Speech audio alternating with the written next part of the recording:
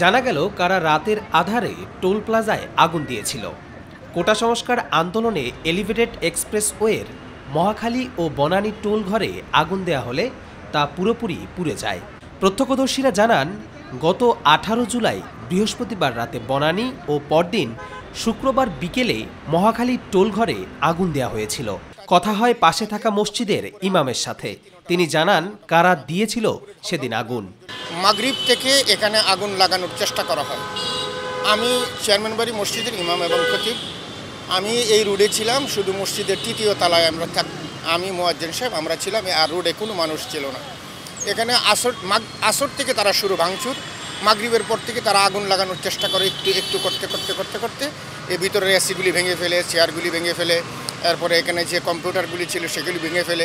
আমরা সব দাঁড়িয়ে দেখছিলাম। আগুন যখন জ্বলছিল না, এখানে সব নিম্নমানের লোকেরা ছিল, যাদেরকে আমরা টুকাই বলি বা যারা রাস্তায় হেরোইন খায়, এরকম লোকেরা ভেঙেছে। এখানে কোনো ছাত্রকে আমি দেখি নাই। সেদিন পাশের এক বেসরকারি কোম্পানির নিরাপত্তার দায়িত্বে ছিলেন 4 জন। তাদের সাথেও কথা হয়, জানান সেদিনের ভয়াবহ ঘটনা।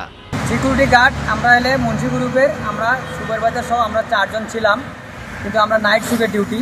কিন্তু ওই যে যারা টোলের স্টাফ, ওরা এখান থেকে ওইদিকে হামলা দেখার পরে ওরা তখন এখান থেকে সরে যায়। আমরা অফ সাইডে ছিলাম, দেখতেছি অনেক পাবলিক ছিল দাঁড়িয়ে, কিন্তু ওরা আবার বলে যে ভিডিও করবেন না। ছাত্রের মতন বোঝা যায় না, টোকায়ের মতন বোঝা যায় আর কি। ওরা গ্লাস ভাঙকে পরে ওইটা আগুন ধরে দিল। পরে এই যে অফিস ঘরগুলো ছিল এগুলো ইটা মারছে, আমরা দেখতেছি ইটা মারতেছে, তখন আমরা আরও দূরে গেছি। 13-14 থেকে 20 বছরের ভিতরে এরা কেউ ছাত্র বলে আমার মনে হয়নি। আসার পরে এরা আগে কাজগুলো রড দিয়ে এবং এই লাঠি দিয়ে ইট দিয়ে বাড়ি মারি ভাঙছে, তারপরে এগুলোতে আগুন ধরে দিয়েছে এবং রাত 8টার দিকে আগুন দিয়েছে, 10:30 পর্যন্ত এটা জ্বলছে।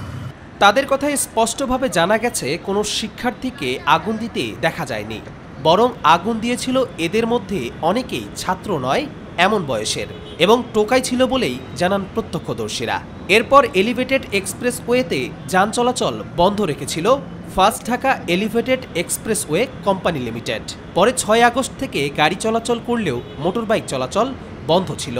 এদিকে 7 ও 8 আগস্ট পুড়ে যাওয়া টোল প্লাজার বনানী অংশ পরিষ্কার করে পুড়ে যাওয়া অংশগুলোতে কাপড় দিয়ে তা ঢেকে তাতে আলপনা ও আন্দোলনের নানা প্রতিচ্ছবি এঁকেছেন শিক্ষার্থী ও স্থাপত্য শিল্পীরা।